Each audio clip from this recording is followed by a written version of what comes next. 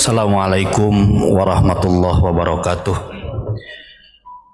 Alhamdulillah wassalatu wassalamu ala Rasulillah wa ala alihi wa sahbihi wa mawalah, amma ba'du. Jamaah rahimakumullah. Alhamdulillah pada siang ini kita dapat berkumpul untuk melaksanakan sholat berjamaah sekaligus melaksanakan kajian ba'da sholat berjamaah. Mudah-mudahan apa yang kita laksanakan pada siang ini oleh Allah dijadikan ibadah yang diterima oleh Allah Subhanahu wa ta'ala. Amin ya Allah ya Rabbal alamin. Ma'asyiral muslimin rahimakumullah. Melanjutkan pembahasan kitab Riyadhus Shalihin, yang mana kitab Riyadhus Shalihin merupakan kitab yang berisi tentang hadis-hadis Nabi, yang mana umat Islam sepakat, bahkan para ulama, hadis merupakan masadirul ahkam yang kedua, sumber hukum Al-Quran setelah Islam setelah Al-Quran adalah Al-Hadis. Pada kesempatan ini kita akan membahas tentang adab tidur dan terbangun.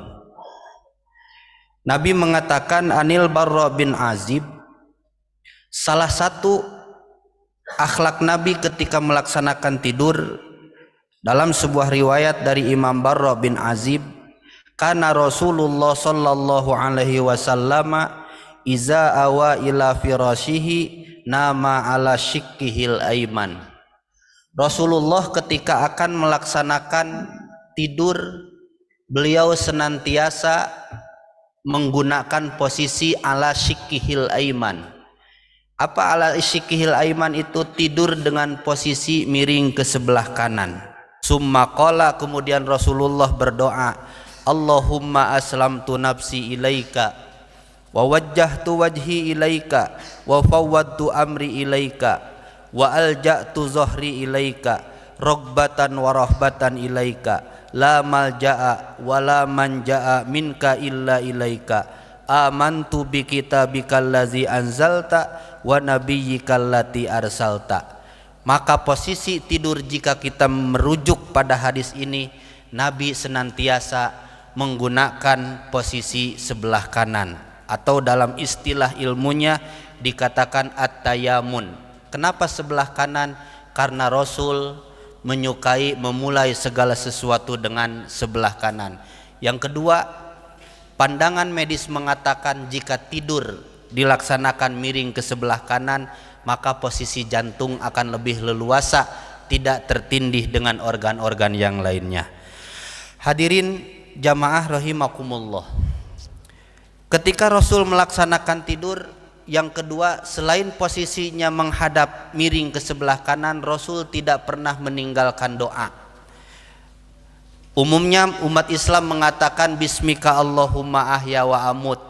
Namun dalam hadis ini dikatakan Rasulullah membaca doa, Allahumma aslamtu nafsi ilaika, wahai Allah, aku serahkan jiwa ini kepadamu, wa wajjahtu wajhi ilaika, aku hadapkan wajahku kepadamu, wa fawwadtu amri ilaika, dan aku serahkan urusanku kepadamu, wa alja'tu zahri ilaika, ku kembalikan punggungku kepadamu, rogbatan wa rohbatan ilaika, apa yang aku lakukan tidak semata untuk mendapatkan ridho dan pahala darimu. Nah, hal ini dilakukan oleh Rasulullah. Dari hadis ini dapat dipahami bahwa miring ke kanan posisi tidur merupakan posisi tidur yang dianjurkan. Yang kedua, berdoa sebelum tidur merupakan akhlak Rasulullah sallallahu alaihi wasallam. Dalam hadis selanjutnya dikatakan, Iza ataita mad ajaka fatawaddo wudu'aka lis-shalah. Ketika kita akan menempati tempat tidur yang akan kita tempati, fatawaddo, maka berwudulah wudu'aka lis-shalah, seperti wudumu akan melaksanakan salat. Summat toji ala shikkikal aiman, kemudian miringkan badanmu ke arah kanan. Wakul, ucapkanlah doa yang sudah disebutkan tadi, waj'al hunna akhira ma taqulu, jadikanlah doa yang dipanjatkan sebagai ucapan terakhir sebelum kita melaksanakan tidur. Hadis ini menjelaskan bahwa salah satu adab tidur yang dilakukan oleh Rasul itu adalah selalu berwudu. Fatawaddo wudu akalis sholah. Jadi wudunya sama seperti wudu akan melakukan sholat. Bahkan ahli tafsir hadis mengatakan asyara ila zalika annal murad bihi al wudu asyar'i. Jadi wudu yang dilakukan sebelum kita tidur adalah wudu yang sama sebagaimana kita akan melaksanakan sholat. Dua hadis ini menambah pengetahuan, bahkan harus kita amalkan. Seandainya kita umat Islam yang senang dan senantiasa merujuk pada hadis Nabi, maka lakukan ketika akan tidur. Pertama, miringkan badan ke sebelah kanan. Yang kedua, bacalah doa untuk sebelum tidur dan jadikan doa tersebut akhir ucapan kita sebelum tidur. Yang ketiga, lakukan wudu sebelum kita melaksanakan tidur. Bahkan di dalam hadis selanjutnya Rasulullah sallallahu alaihi wasallam mengatakan iza akhaza majja'ahu minal laili wada'a yadahu tahta khaddihi. Ketika Rasul akan melaksanakan tidur, maka Rasul senantiasa menempelkan tangannya di pipinya. Jadi hadirin rahimakumullah, Rasul itu ketika akan tidur itu selain miring ke kanan, senantiasa menempelkan tangannya di pipinya. Summa yaqulu Allahumma bismika amut wa ahya. Kemudian Rasul mengucapkan setelah menghadap, memiringkan badannya ke kanan, kemudian menempelkan tangannya di pipi, maka Rasul berdoa bismika Allahumma amutu wa ahya. Jadi dua redaksi hadis yang berbeda. Jamaah rahimakumullah tidak usah bingung ketika terjadi ada dua riwayat yang membacakan dua doa yang berbeda. Silahkan, manapun yang kita amalkan itu diperbolehkan. Nah, jadi posisinya menghadap miring ke kanan, kemudian menempelkan pipi, kemudian berwudu dan menjadikan doa sebagai penutup ucapan sebelum tidurnya. Wa iza istaiqaza qala. Ketika Nabi bangun dari tidur, maka Nabi mengatakan alhamdulillahilladzi ahyana mim ba'di ma amatana wa ilaihin nusyur. Jadi Nabi berdoa, bersyukur kepada Allah, ternyata setelah kita tidur dan dicabut ruh kita untuk tidur, maka Nabi hidupkan kembali. Maka seorang mukmin yang beriman kepada Allah, yang mempercayai hadis Nabi sebagai pedomannya, maka ucapkan ketika bangun tidur alhamdulillahilladzi ahyana ba'da ma amatana wa ilaihin nusyur. Segala puji bagi Allah yang telah menghidupkan kami setelah mematikan kami, dan ingatlah hanya kepada Allah kita semua akan dikumpulkan. Hadirin rahimakumullah, melengkapi hadis-hadis sebelumnya, maka ada tidur posisinya yang dilarang oleh Nabi. Dari Ya'is bin Tikhfah al-Ghifari, bainama ana muttaji'un fil masjidi, suatu ketika seorang lelaki tiduran di masjid, ala batni, telungkup.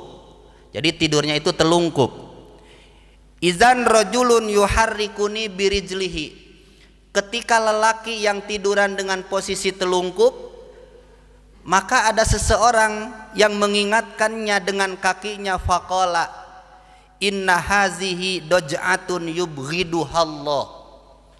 Wahai fulan, janganlah engkau melakukan tidur dengan posisi telungkup, karena tidur dengan posisi telungkup adalah posisi tidur yang dibenci oleh Allah subhanahu wa ta'ala.